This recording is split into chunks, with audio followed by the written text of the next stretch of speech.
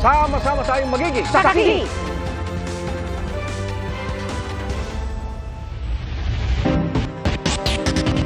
Pinalibutan, paulit-ulit na binangga at binomba ng tubig. Napinsala po ang iba't ibang bahagi ng PRP, Datu Sanday, matapos itong pagtulungan ng mga barko ng China Coast Guard at Chinese militia sa West Philippine Sea. Pero tuloy pa rin ang paglalayag ng barko ng Pilipinas. Ang China naman, isinisi sa Pilipinas ang banggaan. Saksi si Ian Cruz.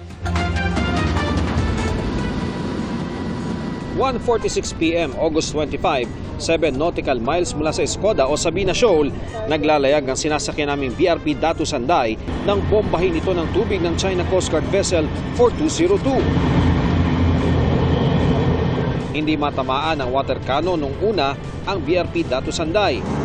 Maya-maya, papalapit na ang China Coast Guard Vessel 21551. Divert! Divert!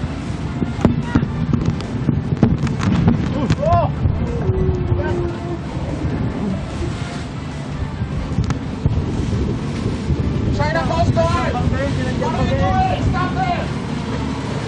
You are within the Philippine Exclusive Economic Zone! Mga kapuso, yan po. Binangga po tayo ng China Coast Guard. Yan po ang 21551. Yan din po ang bumangga sa BRP Bagakay noong Lunes lamang ng madaling araw. At kanina lamang ay sabi nga natin hindi umubra yung kanilang pang-water cannon. At ito, binangga nga itong ating kinaroroonan ngayon. Pero simula palang palayan, bandang 2:26 p.m., ang China Coast Guard Vessel 21555 naman ang bumangga sa BRP Datu Sanday.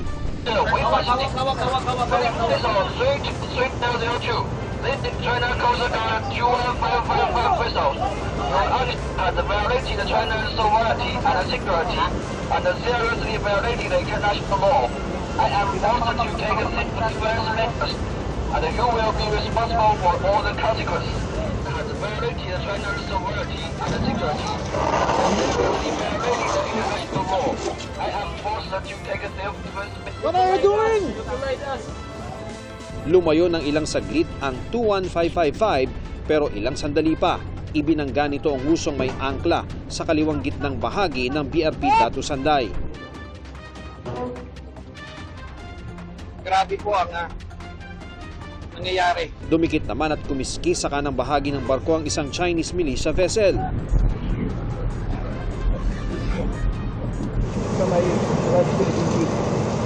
Kasunod nito ang sunod-sunod na pambobomba ng tubig ng China Coast Guard 4103. Mga kapuso, pasok muna po tayo saglit.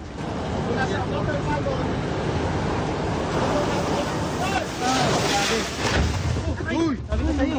Hindi maano to. Pasok ka. Sumabit. Ay, grabe nisto. Pasok ka. Grabe po ang nangyayari. Tumagal ng ilang minuto ang mala bagyong puwersa ng tubig. Akala namin tapos na ang pang-water cannon pero hindi pa pala. Ang lakas. Humarang na naman ang China Coast Guard Vessel 21555 at hinagipang nguso ng aming barko. Ikalimang bangga na po yan. Ito na naman ang water cannon ng China. Tila pinupukpok ang bubong ng Sanday. Sana po hindi masira yung mga navigational equipment namin. Kita niyo po, parang bagyo. Hinahabol po kami ng water cannon. Ganitong pagkawasak ang inabot ng navigation and communication equipment ng BRP Datu Sanday matapos tamaan ng husto ng water cannon. Tuloy ang biyahe nito sa kabila niyan at kahit pa laylay rin ang kisame at sira ang bintana sa provision area, higit na mas malaki ang tama nito sa labas sa port side ng barko matapos mahagip ng China Coast Guard 21555. Likha rin ng China Coast Guard 21555 ang dent sa mismong logo ng BFAR sa port side at sa malapit sa nguso ng starboard ng barko sa itaas ng pangalan nito. Pininsala rin ng China Coast Guard ang railings, tambucho sa likurang kanang bahagi nito at ilang air conditioning units ang napuruhan ng water cannon. Ligtas naman lahat ng crew, opisyal ng BFAR at kasamang media. Walang kinailangan ng rescue ayon sa National Task Force for the West Philippine Sea.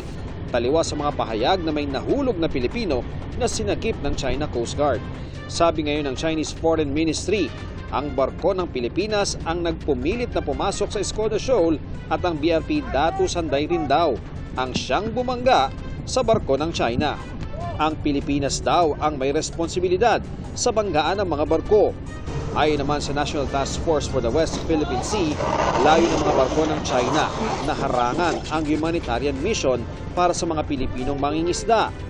Tingin ng PCG, ang paghimpil ng BRP Teresa Magbanwa sa Escoda Shoal ang nag-ugat ng anilay pag-overreact ng China. Sinasabi nila na ito daw ay semi-grounded na, ito daw ay gagawing forward deployment base. We can just assume that the reason why China is overreacting is because naniniwala sila sa sarili nilang paranoid narrative na merong dahilan tayo na i-reinforce natin ang presence ng Teresa Magbanwa.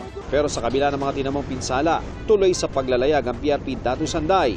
Bago ito pagtulungan ng mga barko ng China, nakapamahagi ito ng ayudang krudo sa mga mangingisda sa West Philippine Sea. Parang tayo pa ang inaano nila na nakapasok sa location na yun.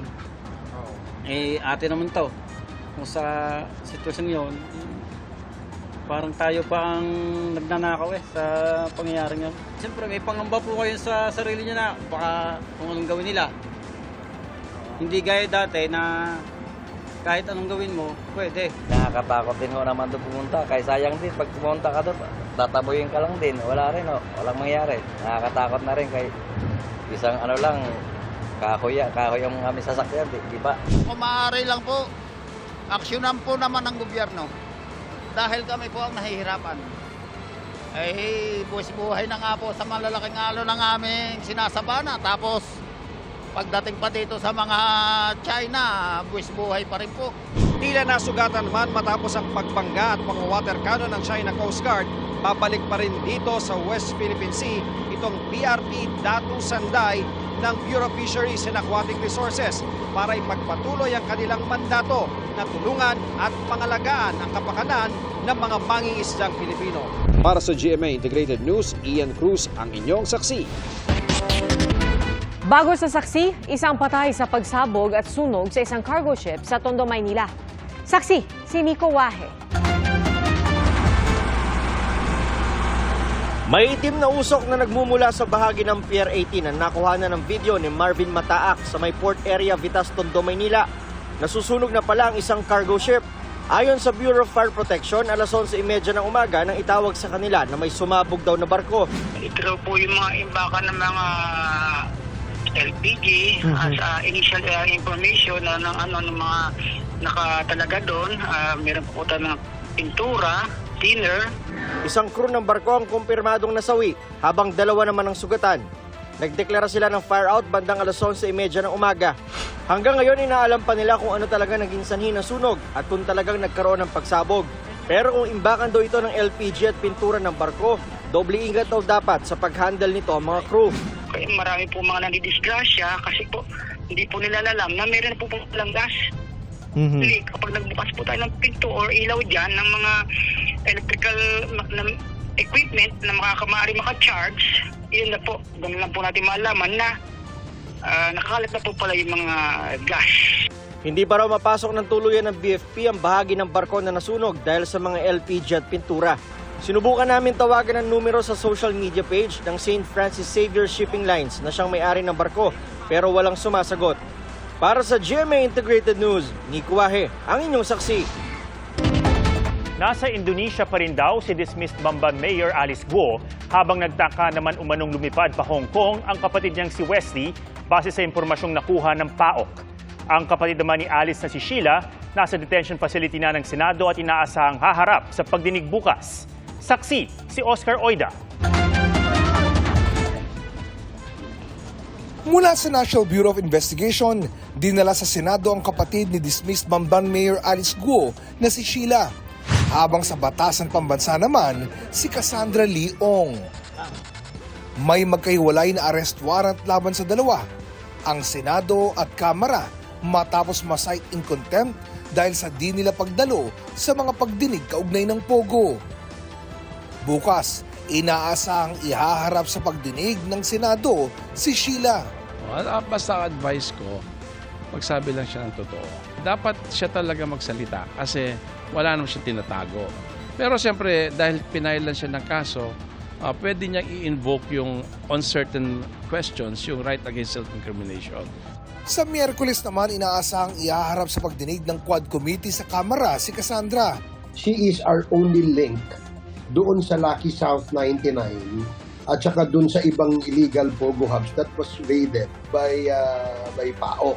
We have to get information from her kung sino yung may-ari, sino yung abogado, sino yung tumatayong mga incorporators nito. Ang gusto natin malaman dito sino ang people behind Cassandra Leong. You have to remember that Cassandra Leong is only 24 years old. And being so young and wala pang halos experience sa pagpapatakbo ng isang malaking negosyo, and having said that humahawak siya ng malalaking pera, imposibleng siya lamang. We wanted to find out. Gusto rin daw ng Senado na paharapin sa kanila si Ong. Pero sabi ni Barbers, pag-uusapan pa ito ng House Quadcom. Ang kampo ni Ong, pinag-aaralang magsampa ng reklamong arbitrary detention laban sa mga nasa likod ng pag-aresto at pagkakakulong nito. Kasama raw sa tinitingnan nilang reklamo ang mismong Justice Department. Arbitrary detention, any public officer who detains another without a legal cause. Tingnan natin kung pwedeng idemanda yung mga taga-DOJ sa mismong DOJ. Let's check the partiality or impartiality of the DOJ. Doon kami magdidemand. Hininga ng media ng reaksyon ang DOJ pero wala itong tugon. Sa gitna ng lahat ng ito, nasaan na nga ba si Alice Guo? Base raw sa pagkipag-ugnayan ng Presidential Anti-Organized Crime Commission o PAOK sa kanilang counterparts, nasa Batam, Indonesia pa rin siya. Minamadali po natin yung paglabas ng tinatawag nating Blue Notice para mabantayan po siya ng 24/7. But then again, nangako po ang ating mga counterparts na they're doing their best to make sure na masecure lamang po siya sa isang limited na lugar. Ito rin ang impormasyong natanggap ni Senador Sherwin Gatchalian, pati na ng Bureau of Immigration. Kanina, yung mga ASEAN ambassadors nakausap ko at sabi nila naka-alerto na rin yung kanilang mga otoridad. So mahihirapan siyang gumalaw ngayon. Doon po sa ating coordination with our counterparts, Indonesian immigration, wala pa pong attempts si Mayor Alice Guo na magtawid border muli mula po nung huli niyang pasok noong August 18. Nauna na rin sinabi ng PAOK na base sa nakuha nilang impormasyon, hindi China ang posibleng final destination ng na-dismiss na mayora, kundi sa Golden Triangle region sa Southeast Asia, partikular sa Cambodia. We're confident that she's trying to get into the Golden Triangle because the Guo family has business interests, gambling interests in Cambodia. So that would be the safest bet that we have as of this moment. Inaalam din ng PAOK sa kanilang counterpart sa Hong Kong kung nakalipad nga ba o nakapasok sa kanilang teritoryo ang kapatid ni Alice na si Wesley. Ang NBI naman, sinabing patuloy ang pagsubaybay nila sa mga galaw ni Guo. Yan, continuously nagmo-monitor kami. Meron tayong mga nakaabang pa rin na mga ahente. Sabay ng paghahanap kay Guo ang paghahanap din sa mga tumulong sa kanya na makaalis ang Pilipinas. May mga lead na raw ang PAOK kung sino-sino ang mga ito at kasalukuyan pa nilang kinukumpirma. Ngayon meron na ho kami nakuhang ilang mga litrato ng mga posibleng tumulong sa kanya. Binavalidate lang po natin ito kung totoo nga po ba yung nakuha natin mga litratong ito ng mga tumulong po sa kanya. At kapag totoo naman po,